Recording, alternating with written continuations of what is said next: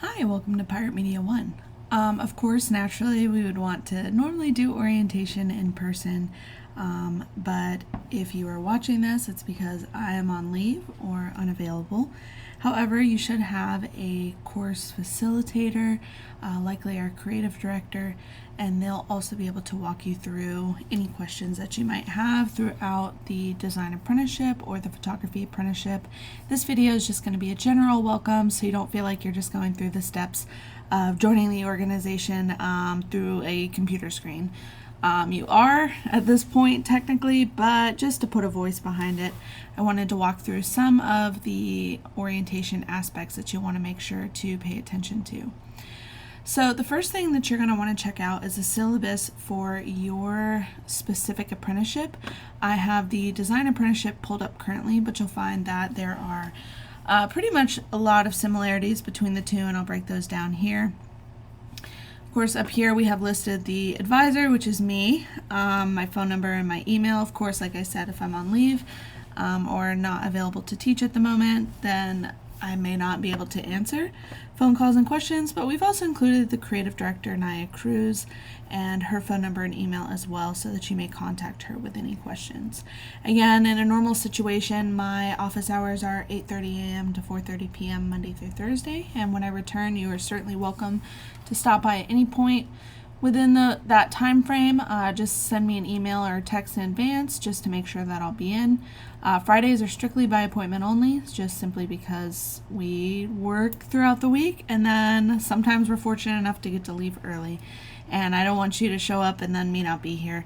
So definitely arrange those appointments when possible, but I am here to help you when I am in office. And of course, if not me, then Naya will definitely be able to fill in as well to help. With the requirements for the program in both apprenticeships, there are 100 points possible, and you need to earn 95 or more points to be accepted as a member. If you fail to earn 95 or more points, you will not be accepted onto staff.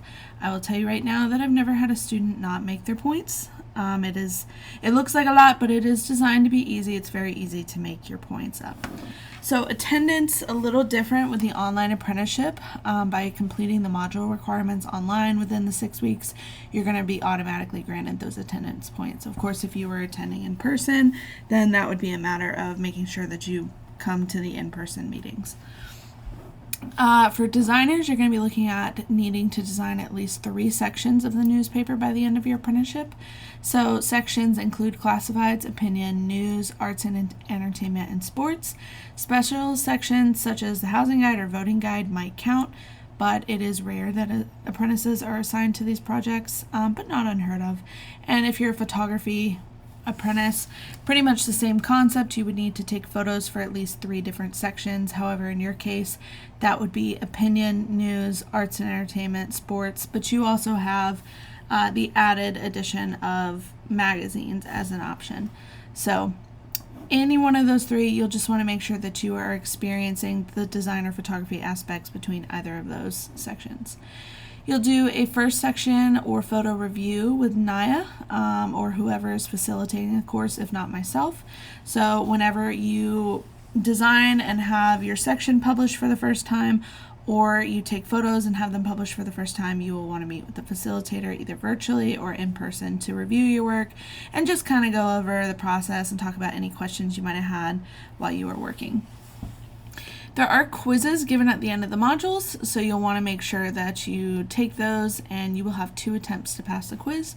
So it is completion based. You'll get 10 points for completing it and passing it. I'm not going to take away points if you have to redo the quiz or anything like that. Night desk for both photographers and apprentices. One night during the semester of your apprenticeship, you will need to stop by each editor's desk during production and talk to them about their duties on staff. And you'll just want to check in with your manager at that time and let them know you're doing night desk for a little bit. So designers, it's a little bit easier for you because you do already come in on production nights. Photographers, you'll just want to make sure that you carve out some time on a Tuesday at 5 p.m. and you'll be able to coordinate that with your visual arts editor. There will be relatively weekly design exercises, and you'll be required to complete those following 4 modules. Now, it may be up to the facilitator to add or subtract some of the exercises, and that's simply because if you're in the process as an apprentice of designing the hook and you're working on a magazine spread and it happens to coincide with your magazine lesson, then there's not really a reason to add in another magazine design exercise if you're already currently working on a magazine spread. So I hope that makes sense. Similarly with photographers, there is the instance where they might add or subtract. However, y'all's are a little bit more free form as far as the topics go. So photographers, generally you will have the 4 assignments to complete. There's a copyright test, and you'll see that at the bottom of this module, and so you'll want to make sure to watch the video that goes with it and then take the accompanying test, and you will need to score an 80 or higher, but you do have a chance to retake it if you don't make it that first time. There's a final test, and you'll need to score 70% or better on the final test. You can use any notes that you received during the entirety of the apprenticeship, whether you're a designer or photographer, because in my opinion, there is no point where you wouldn't be able to reference your notes when you're on staff. And in fact, I want to know that you're able to find answers to things. Whether or not you have them memorized or not yet, that's not necessarily what we're concerned with in the apprenticeship at this point. Because memorization kind of comes after a couple of semesters of working hands-on, or even just a semester of working hands-on, but I don't expect to see that memorization right away. If you need bonus or makeup points, so if you decide not to do night desk, or maybe you skip a first section review or something like that, you can make up points by viewing or attending a workshop or volunteering at a Pirate Media 1 event. These bonus points, like I said, can be used to make up quizzes with low scores or a weekly design exercise, things like that, but it'll be 2 points each. So depending on what you're trying to make up, you might have to do a couple of events or workshops. You guys, on both of your respective syllabi, you'll see that there is a schedule of classes. So this is the design one. Read through just to get kind of an idea of what each module is going to look like, and similarly photographers, you can look through on your syllabus to check that out as well. The next thing you're going to want to do in each of your respective modules is go to the hiring forms and information, and you're going to complete our application, and so it'll open up here and it'll bring you to DocuSign. You'll fill out your name and your email, and that will pretty much get you started on the process, and you'll want to do that for all 3 of these forms. It'll go not only to me but also to our administrative support associate, which is great. Because once you complete the apprenticeship, she'll be able to use these forms and send it up to HR to begin processing your hiring. Be sure to check out the acceptable I-9 documentation. So if you've never held a campus job at ECU before, you will need to go through the full hiring process, which includes making sure that you have either one of the documents from List A or a document from List B and a document from List C. If you live far away, I would like you to pay extra close attention to this, because you need to have a hold of your original documentation no matter what it is. It cannot be scanned in by a parent, and I know some parents are not comfortable sending these kinds of documents through the mail. So if you are going home in the next couple of weeks and are able to obtain these, or a parent is coming to, or a guardian is coming to visit and can bring these documents if you don't already have them, definitely go ahead and put this on their radar today. So List A, the most common one is going to be the passport from this list. So if you happen to have an active passport, that's all you need. You just need to get a hold of it, and then when it's time for you to go to HR, you'll be able to pull your passport out and they'll look at it and say, okay, you're good to go. And of course they'll have their other paperwork, but you will have brought in what you need to bring in for them as far as hiring is concerned. You can also look at any of these other items from List A. I will say these are less common, at least in my experience with students, but definitely doesn't mean that if you have one of these that you can't use it in lieu of a passport. So definitely check out this list if you're interested to see what counts as the one document hiring thing. If you don't have a passport, we're going to jump over, or any one of these items, we're going to jump over to List B and List C. So with List B, Any three of these top items are some of the most common ones. So if you have a driver's license, you're good to go. That's one of your documents. Alternatively, you can use an ID card issued by federal, state, or local government, or you can use your school ID card with a photograph. So we all have a one card for sure. That would be, to me, the second most common option behind the driver's license. So make sure you have one of those ready to go. List C, this is where it can get kind of tricky with students. You know, some of you definitely come to college with either your original Social Security card or your original birth certificate.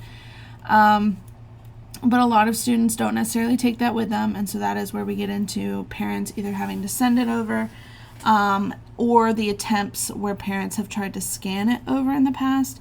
And I got to reiterate, you cannot use a scanned copy of these documents. HR needs to see the original copy. So you need to get a hold of that and bring that with you with your item from list B, and then pick one from list C. Again, it has to be original. I can't tell you how many times students have gone in to be hired and they get dinged because they're bringing in yet a scanned document or a printed document, and that just isn't going to fly with HR. But go ahead and make sure you get eyes on either sets of documents, depending on which one you plan to use. All right, going back, we do have a copy of Pirate Media 1's policy manual here, so you are going to read through this and make sure that you're aware of all of our policies. I will say you could certainly look through the Student Media Board and Constitutional Governance, but I don't think you need that. It's very rare at this level for you to need to interact with the board. Eventually, if you go on to apply to become a student executive, then you'd start working more with the board. But I would skip this section as you're reviewing it unless you're particularly interested, and skip ahead to page 17 and just read through this document and make sure that you understand what exactly it's trying to convey here. So we cover things from organizational spokespeople to compensation procedures. Our absence policy you'll want to check out. Scrolling down, no pets in the office, little things about appointment procedures and applying and reapplying for positions. Our outside employment policy is definitely going to be one that you want to read. Relationships, make sure you check that out, and also understand our volunteer hours down here. Conflict of interest, work for hire. Read through our disciplinary action policies and when dismissal without warning might occur. Also be sure to check over our dress code. And then, of course, we've got things on our band policy, social media policy, travel, and all that jazz. But just make sure that you read through this and you understand what's going on in there. And if you have any questions, definitely let me or your facilitator know. If you're in the design apprenticeship, do begin looking over the design guides and the magazine, for magazine and the East Carolinian. You'll probably want to start with the East Carolinians because that'll be your first publication assignment. So definitely go ahead and start jumping into those. You don't have to immediately understand what you're looking at, but you do want to start getting familiarized with what's in these documents, because these are going to be your main reference throughout the entire program from now until you graduate. And then lastly, like I mentioned, there is that copyright lesson, and then so you'll want to watch that and then go to complete the copyright quiz. Definitely let me or your facilitator know if you have any questions, but the orientation module is a pretty easy one. So read through this, complete the appropriate forms, and we look forward to working with you throughout the remainder of the apprenticeship.